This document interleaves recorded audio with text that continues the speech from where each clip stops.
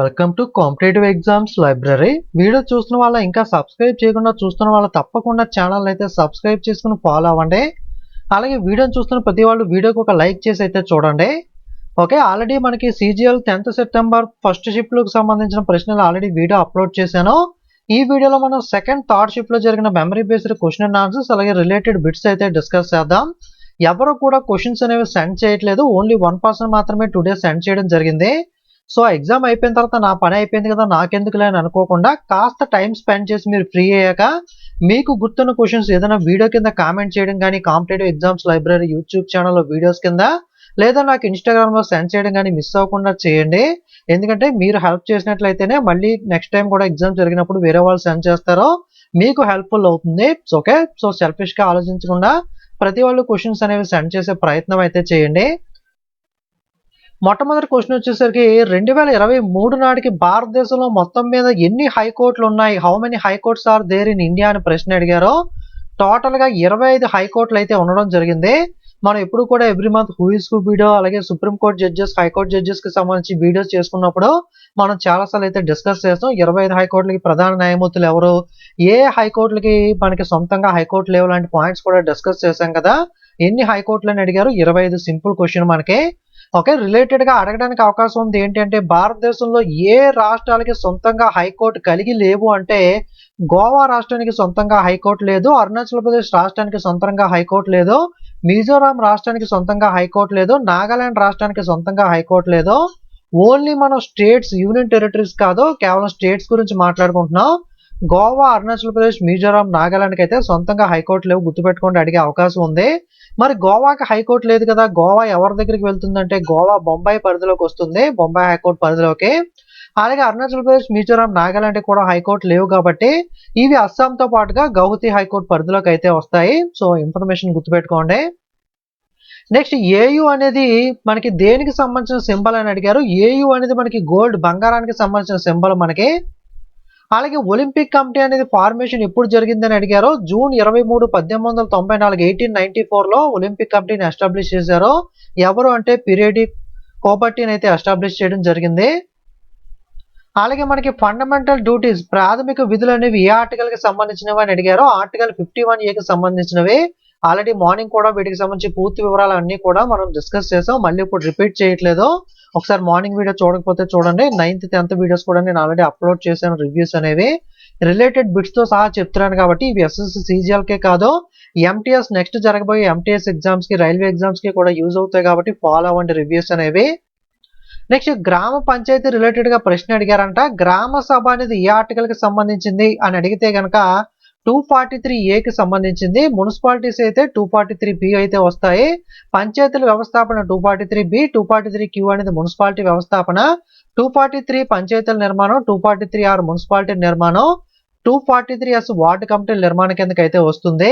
నేను already important articles కానీ మ్యూజిషియన్కి ఇచ్చిన అవార్డ్స్ కానీ ఇవన్నీ కూడా స్టాటిక్ జీకేలో 90% ఆల్రెడీ కవర్ చేసి వీడియోస్ అనేవి ఫ్రీగానే మన ఛానల్లో అప్లోడ్ చేశాను. ఆ ప్లేలిస్ట్ లింక్ అనేది డిస్క్రిప్షన్లో ఉంటుంది, పైన INS సింబల్ దగ్గర వదిలేస్తాను. ఎవరన్నా చూడాలనుకుంటే అక్కడ నుండి మీరు చెక్ చేయొచ్చు. ఓకే, ఆ క్వశ్చన్ అడిగారా లేదా విలేజ్ పంచాయతీ యొక్క నిర్వహణ ఆర్గనైజేషన్ గురించి అడిగారు అన్నది ఐడియా లేదు. ఇన్ కేస్ ఈ క్వశ్చన్ అడిగితే ఇది ఆర్టికల్ 40కి సంబంధించింది, ఆర్గనైజేషన్ ఆఫ్ విలేజ్ పంచాయతీ అని అడిగితే కనుక. అలా కాకుండా గ్రామ సభ అని అడిగితే 243A అని అయితే అవుతుంది. అలాగే మనకి హరేలా పండగ, హరేలా ఫెస్టివల్ ఏ రాష్ట్రానికి సంబంధించిందని అడిగారు. ఉత్తరాఖండ్ రాష్ట్రానికి సంబంధించింది. ఇది కూడా ఆల్రెడీ మనం ఫెస్టివల్స్ వీడియోలో డిస్కస్ చేసిందే. మనకి పూల్ది, గంగా కాయే, కిచోరి ఇవన్నీ కూడా ఉత్తరాఖండ్కి సంబంధించిన పండుగలు. అలాగే భారతరత్న, పండిత్ రవిశంకర్కి భారతరత్న అవార్డు ఏ సంవత్సరంలో వచ్చింది అని అడిగారు. లేదా 1999లో పండిత్ రవిశంకర్కి ఏ అవార్డు వచ్చింది అని అడిగారు.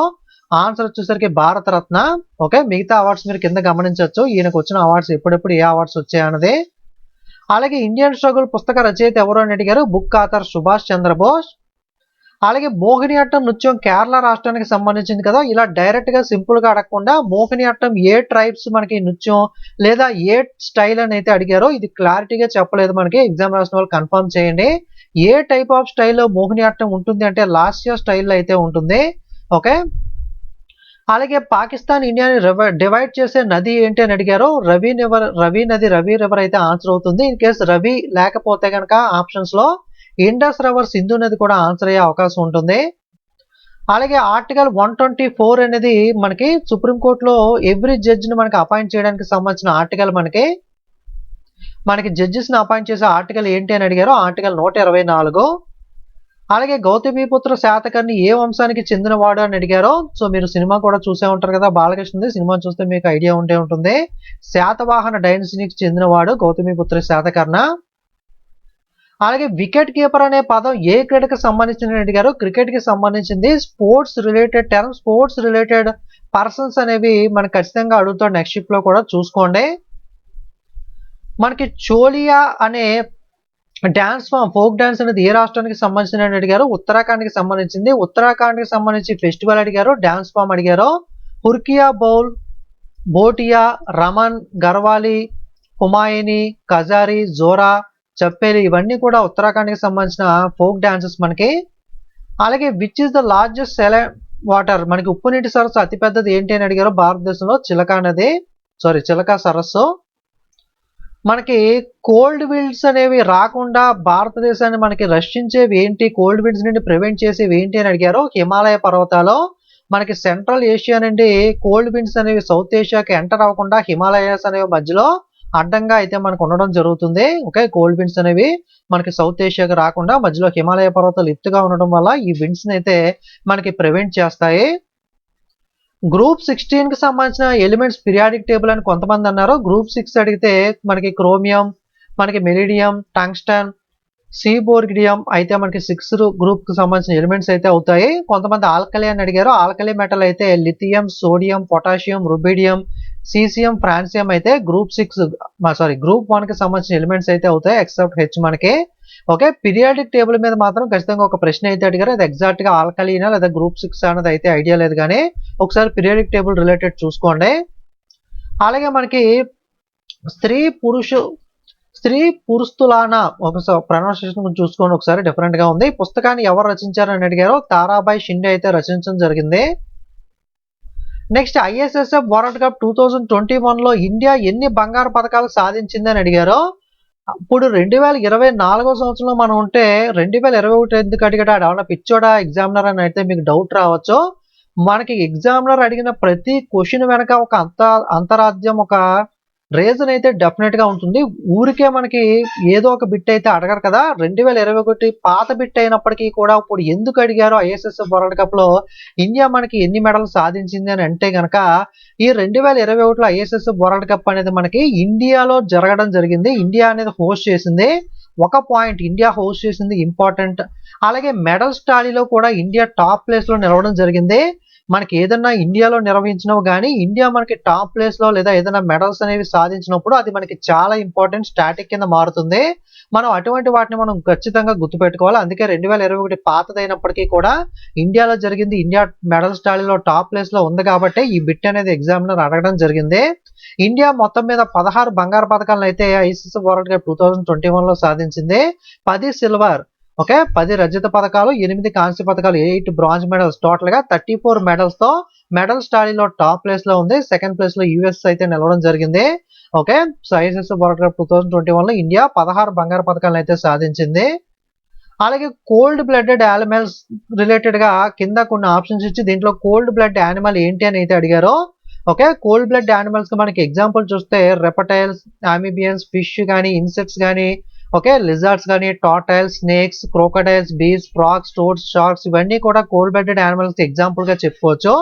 అలాగే వామ్ బ్లడెడ్ యానిమల్స్ అంటే హ్యూమన్స్ కానీ, డాగ్స్, లైన్స్, క్యాట్స్, వల్చర్, రాకూన్స్ ఇటువంటివన్నీ కూడా వామ్ బ్లడెడ్ యానిమల్స్ కి అయితే ఎగ్జాంపుల్స్ అని చెప్పుకోవచ్చు. మమ్మల్స్ అండ్ బాట్స్ మెయిన్ గా ఎగ్జాంపుల్ కి.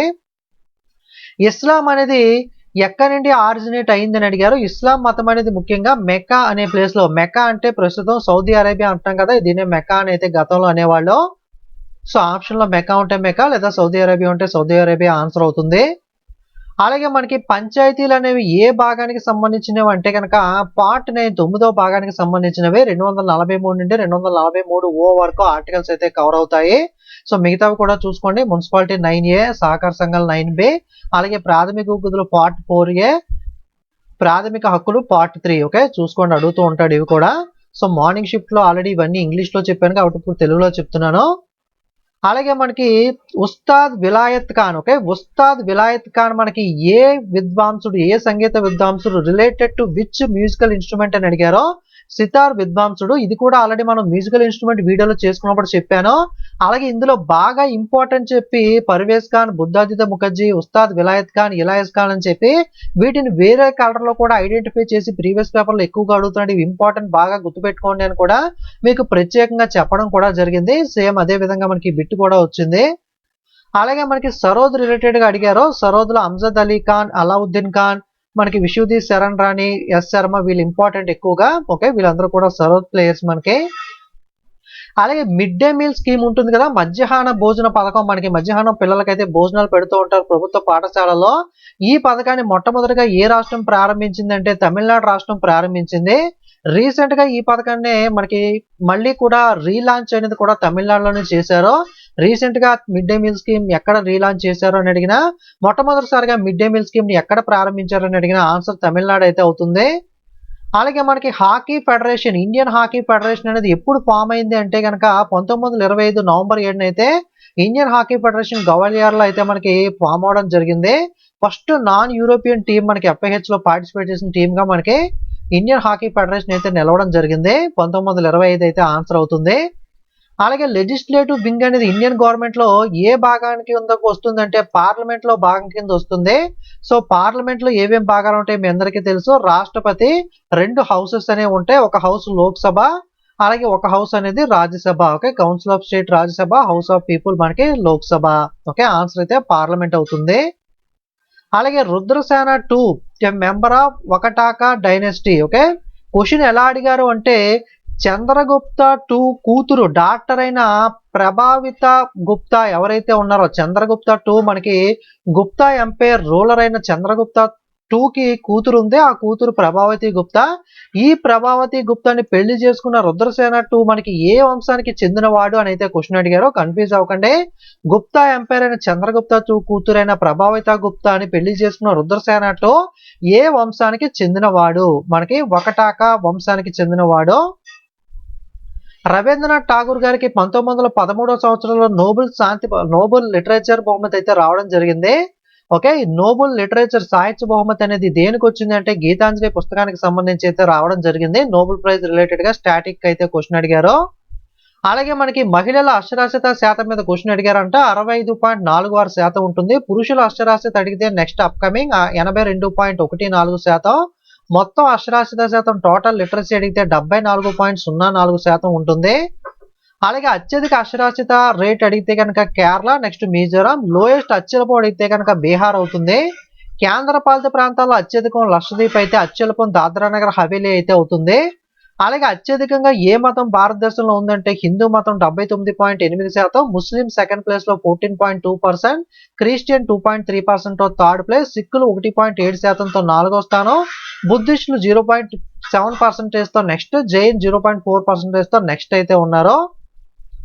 అలాగే national institute of Kathak dance, Kathak కి సంబంధించిన జాతీయ ఇన్స్టిట్యూట్ అనేది దీన్నే కథక్ కేంద్ర అని కూడా అంటారు. ఈ ఇన్స్టిట్యూట్ అనేది సంగీత నాటక అకాడమీలో మనకి ఒక వన్ ఆఫ్ ద యూనిట్ గా అయితే ఉంటుంది. దీన్ని భారతదేశంలో మనకి న్యూఢిల్లీలో 1964లో అయితే ఎస్టాబ్లిష్ చేయడం జరిగింది. National institute of Kathak dance ని ఎప్పుడు ఎస్టాబ్లిష్ చేశారని అడిగారు. 1964లో అయితే ఎస్టాబ్లిష్ చేశారు. అలాగే ఉజ్వల 2.0 పథకం ఉంది కదా, ఎల్పిజి డిస్ట్రిబ్యూషన్ పథకం.